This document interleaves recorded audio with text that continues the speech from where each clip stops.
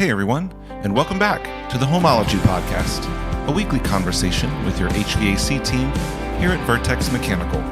We hope you'll laugh with us, maybe learn something new, and be inspired. Oh, you're already recording? You never know what you capture on the first couple moments. That is true. That is true. Yeah. All right, well, hey, welcome back to the Homology Podcast. We're glad you're with us, and our special guest this week is Cheryl Benich. And she is our general manager here at Vertex, and you've been here for 9 years. 9 years. Wow. Yeah, a little over. But. So you've seen us grow and mature, hopefully, and get more things right and less things wrong over the course of time. And you've specifically seen growth in the guy to your left. You're right. Just a little bit. Mr. Vince Yunt, our faithful president. Hi, Vince. Hey, how are you doing? I'm doing great, thanks. Thanks, guys. And so we thought we'd just take a few minutes. Obviously, it's fun for us to introduce some of our team, who sometimes you get to meet them, sometimes you don't. You have no idea who's back in the shop keeping everything together. And Vince, would it be a safe statement to say that Cheryl has kept some things together, held some things together? Safe? I would say very You're right safe. next to me. You might want to say yes. That's true. I did put you on the spot, didn't I? Yes, I would say that's very safe. Cheryl, you have had the opportunity to, again, watch, observe, and have your hands in so many things. Mm-hmm. Let's talk a little bit about the growth of Vertex, even as far as how we're able to serve people better today than maybe years ago. Well, I feel that we have better trained technicians. We are staffed appropriately in the office, and we have the right people that really want to serve our customers. And then geographically, I feel that our range has grown. I mean, we're in Lancaster, Berks, Chester, Montgomery, York, Dauphin. Did I miss any? Cheryl has a zip code sheet in that her would take a office on the little wall. And we were joking that we should try to see if she could memorize and recite all That would be fun. of those. No. But yeah, I cannot. So chiefly the technicians and their skill set, and that's been. I mean, Vince, you've spent a lot of effort to equip your team.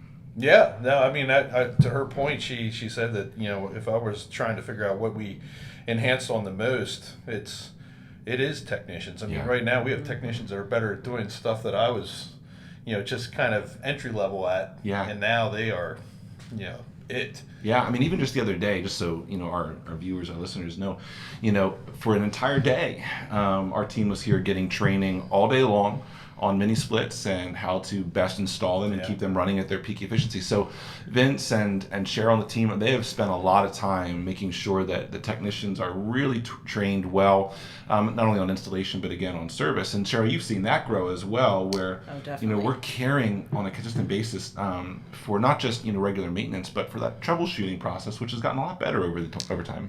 It has, and we do a wide range of equipment. I mean, we're not just typical heat pumps. There's everything. Yeah. So the skill set for our guys has to be pretty vast. Yeah.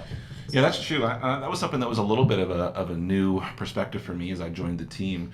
Was, and Vince, you mentioned it, that their toolbox is pretty deep. Yeah. When it comes to what they're able to care for. And you've heard us talk a little bit about forced air systems and heat pumps, but you know, you might have, you know, oil burners. Right. And you know, some radiant heat throughout your house, and actually that's something that we install a lot of is radiant heat, even in-floor radiant heat. And so the capacity of our team to be able to care for that has actually grown over time as, you know, our customer base has grown. And it's not even so much as that just grew. I mean, again, going back to the training aspect, we could, you know, and there's a lot of guys out there that can do stuff. Just can you do it to the top shelf? Yeah. And that's the part where I think we've really dialed in on that over the past few years where, you know, just to what you said earlier, I would have never, when I was by myself and I was in the field, there's no way I could take an entire day out to train on one product. Sure. That's not heard of. So, you know, we're just in a different place now where we can spend the time that we need to on those trainings, get the guys to what they need to know so they can get out there and support the customer base. Yeah. So could either of you give just maybe one or two key elements that you would say when it comes to how we serve our customers, this is what sets us apart, whether that's from a technician, I'm putting them on the spot, they didn't know I was going to ask this question. You know, what distinguishes Vertex in the type of care that we provide? Because again, anybody can turn a wrench. That's not just what we do here. Either of you can answer that question.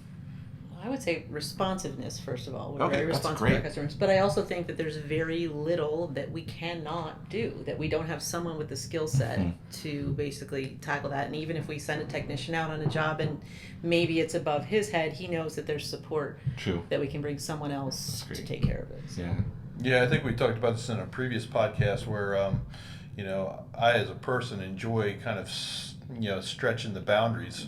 And that's all fine and good. It's the hard part there is to find people to surround you with that are willing to do the same. That's and really so good. I would say that that's one of the things that this team does have is the ability and the willingness to walk into things that they already know. Multiple companies have been out. Multiple companies have not been able to find, a solution. really and all of good a sudden, point. we're still going in there and giving it a whirl. Yeah. See what we can come up with. That's a really good point. And I can tell you the number of phone calls and emails that we get from homeowners that said, we've tried with other companies, they couldn't find it, they couldn't resolve it, or they couldn't solution it. And the team Vertex was able to come in and say, well, let's consider this instead.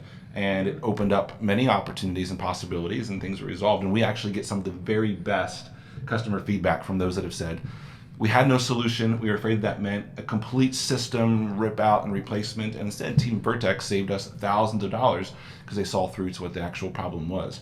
Yeah. So speaking of team, next week's episode is our Thanksgiving episode. And you're going to actually get to hear from almost all of our team because they're going to be sharing little videos on what they're thankful for. So you won't want to miss that episode next week.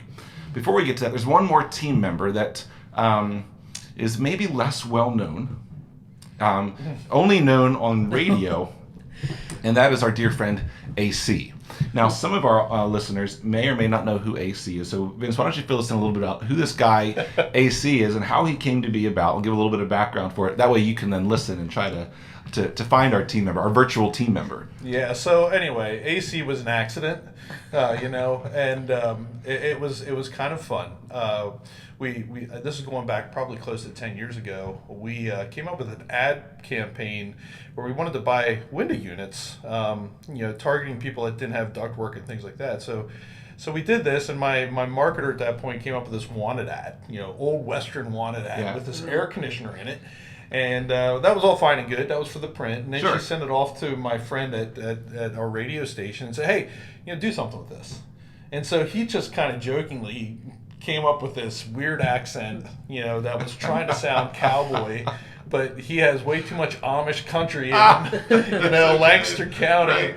And so anyway, I said, you know what? And he came up with these weird, words and things like that. Anyway, the thing is, what he came up with, even though it was off the fly, was just borderline brilliant. Yeah. And I was like, I want to run with that. And he thought I was totally joking. Yeah. I said, no, we're going to run with it. I said, I like what you're doing there. I said, it's weird enough. It's not like anything else we do. And so all of a sudden, here it is. And we had to name him a few years later. It's like, wow, this is becoming popular. And I guess he needs a name. So we were just kind of like, well, we've been calling him AC. And it has nothing to do with air conditioning. Everybody assumes that because we're heating and air conditioning company, AC stands for air conditioning.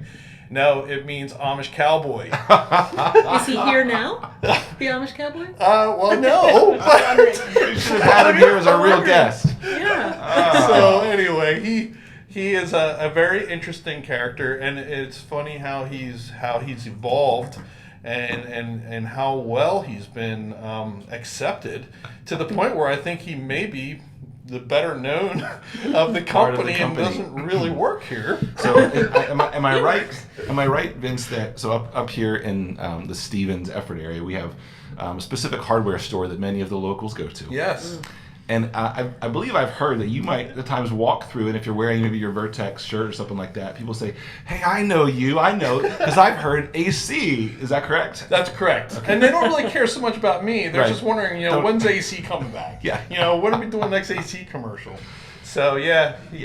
Well, it's got a little celebrity going on. So you may not get to hear AC on the radio because that plays at different times. But I will tell you a secret.